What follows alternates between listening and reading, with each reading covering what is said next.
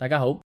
又翻嚟武藝會 Channel 節目《香港武林口述歷史》，我陳公子咧將會繼續為大家聲音導航啦，講述香港武林今集主要嘅資料，繼續係嚟自明州城市系列嘅香港武林。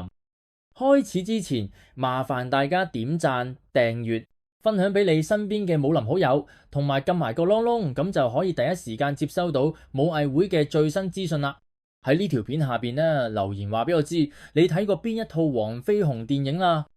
今日咧將會要同大家一齊尋找真實嘅黃飛鴻。嗱，我諗好少人咧會質疑黃飛鴻嘅存在同埋成就，或者挑戰佢喺近代南方武術史上嘅地位㗎。黃飛鴻咧一直被睇成係南方歷史悠久嘅勢力龐大嘅門派洪拳最重要嘅宗師。武術界亦習慣將洪拳分成老洪拳同新洪拳嚟區分受黃飛鴻修飾同提升過嘅新洪拳系統同原有嘅老洪拳，可見黃飛鴻喺洪拳發展中嘅地位舉足輕重。電影嘅薰陶令大家對黃飛鴻嘅武術有感官上嘅認識，例如一指定中原一早已經被睇成係洪拳嘅招牌架勢，大眾亦知道黃飛鴻有無影腳、虎爪呢啲絕技。但係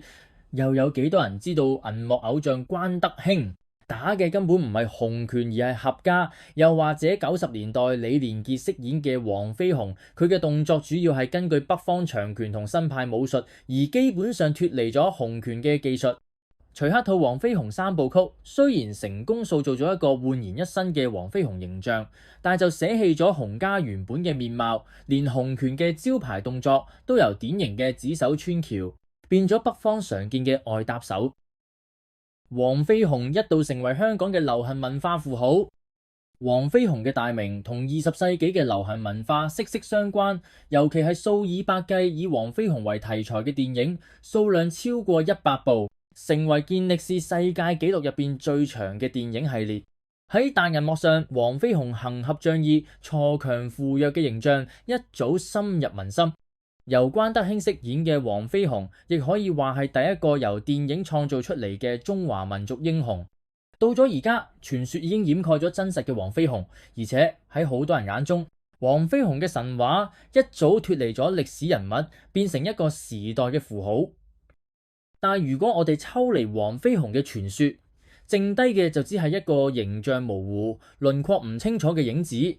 佛山黃飛鴻紀念館被視為官方嘅黃飛鴻肖像，一直有爭議。有人話肖像係黃飛鴻個仔黃漢熙，而真正嘅黃飛鴻肖像大家都未見過。關於呢點，根據喺2000年出版嘅《王者無敵黃飛鴻電影欣賞》入邊登咗黃漢熙同關德興佢哋一齊拍戲嘅劇照，可以證實黃飛鴻紀念館張相係黃漢熙而唔係黃飛鴻啦。據講，黃漢熙同佢老豆生得好似，但我哋知道黃漢熙係唔識武術嘅，所以氣質上同作為武術家嘅黃飛鴻應該有本質上嘅分別。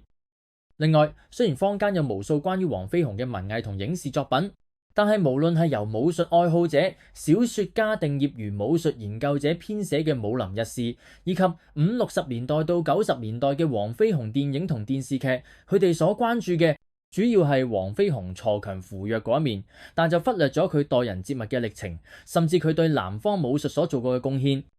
黃飛鴻嘅流行文化形象越發達，似乎離真實嘅生活洪拳宗師就越遠啊！呢一點咧，亦都可以體現喺近年興起嘅葉問熱潮嘅。一個原本生活低調、從來冇參與過任何抗戰活動嘅民間拳師，透過商業炒作同電影院線嘅追捧，塑造成為民族英雄一代宗師。咁真正現實生活中嘅黃飛鴻又係乜嘢人啊？要了解黃飛鴻呢，就要去西樵山探訪。可能好多人對黃飛鴻嘅印象一直好遙遠，更似一個民間神話。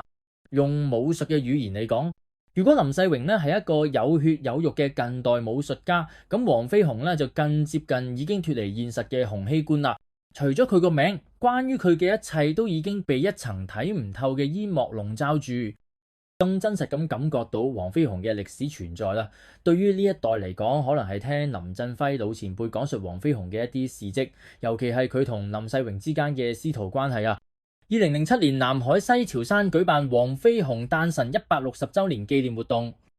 嗰次係西樵山首次舉辦嘅國際武術交流活動。除咗祭祖之外，仲有現場表演、醒獅武術交流、黃飛鴻誕辰160週年論壇、黃飛鴻國際龍獅大賽等一系列活動。今次活動嘅主禮嘉賓呢係林振輝師傅，代表全球洪拳主持祭祖同紀念儀式。除咗林師傅，當年呢已經90幾歲高齡嘅林祖老師傅喎，亦都以全球呢個虎學派洪拳最高代表嘅身份應邀參加紀念活動。另外有上百名嚟自世界各地嘅洪拳門人遠道而嚟，表示對黃飛鴻祖師嘅敬意。嗰次活動嘅規模好大，係全球洪拳門人難得嘅聚會同武術觀摩交流。黃飛鴻誕辰160週年嘅主要祭祖活動喺黃飛鴻龍獅紀念館舉行。紀念館有固定嘅龍獅武術隊伍，經常參加全國各地唔同級別嘅比賽，所以佢哋受過正規同嚴格嘅訓練，水平都相當唔錯。但係佢哋練嘅嘢就係而家流行嘅高樁，而唔係傳統嘅地獅。當日嘅表演由獅隊揭幕，跟住係嚟自世界各地嘅洪拳傳人演練唔同嘅拳術、器械套路同埋對練，最後由林振輝師傅表演一套雙龍刀。林師傅純熟嘅刀術將洪拳雙刀刀法發揮得淋漓盡致，陽光下閃閃發光嘅雙刀好似兩條白龍咁喺大會場地上飛舞。活動中顯示咗林氏洪拳同黃飛鴻密切嘅關係。上百名嚟自全球黃飛鴻嘅傳人裏面呢，超過一半都係林家嘅再傳弟子。當日林師傅演完雙龍刀之後，黃飛鴻嘅曾孫都有出嚟自我介紹，但就從來冇練過武術。佢亦想借呢個機會拜入林家門下，學翻佢曾祖父嘅武藝。另外，西樵山洪拳傳人嘅武術演示，亦都令人諗到黃飛鴻嘅武藝係咪已經全部移晒民呢？因為當日冇一位西樵山嘅拳師演示到黃飛鴻嘅核心徒手武藝工字伏虎拳、虎鶴雙形拳、鐵線拳。西樵山地處南海區同高明區接壤嘅地方，喺珠江三角洲經濟發達地區嘅邊緣。由於地理位置相對偏遠，到而家都冇乜特別嘅發展啊。但係平川崛起嘅西樵山有種超俗嘅靈氣，歷代唔少儒釋道嘅隱士都喺度建官設廟，優越嘅自然條件，同時吸引咗文人雅士喺西樵山起書院啊。所以西樵山又係出讀書人嘅地方啦。清末康有為就係喺呢塊土地上大，所以西樵山又有文有康有為，武有黃飛鴻嘅講法。黃飛鴻祖家綠洲村喺西樵山腳下，係廣東省清末民初舊建築最集中嘅村落之一。綠洲村呢係黃氏單姓嘅一條村啊，明清嗰陣呢由江南地區呢移民到廣東起村啊，到而家大概有400年歷史。村入邊老人家話黃飛鴻呢係黃氏第14傳啊。根據老人家嘅口述事跡，據講黃飛鴻喺10幾歲嗰時未成名嗰陣已經好百厭。村入邊有位洪拳師傅魏之泰係遠近馳名嘅拳師，黃飛鴻就揾佢比試拗手啩。魏之泰睇黃飛鴻仲係個細路仔，都冇太當一回事，好快就打發咗佢。呢段趣事係唯一一段關於黃飛鴻細個嗰陣嘅事跡。除咗咁，虎鶴雙形拳就係黃飛鴻一手所創編嘅。如果我哋比較工字伏虎拳、虎鶴雙形拳同埋鐵線拳，就會發現無論喺形式、風格同埋技術上，虎鶴雙形都比其他兩個拳法有更多變化啦。工字嘅伏虎拳、虎鶴雙形拳同鐵線拳雖然有好大嘅互補性，但係能夠將三者統合為一個系統嘅就係虎鶴雙形。雖然呢，工字伏虎拳同鐵線拳有一定嘅關聯，但喺風格或者演練上，佢哋對研習者有好多唔同要求。工字伏虎拳係洪家嘅入門功夫，主要練橫直嘅勁，而鐵線拳就更注重吞吐浮沉嘅功。而且喺洪拳系統入邊呢，研習者通常要達到好高水平，累積多年經驗，先有機會學鐵線拳啊。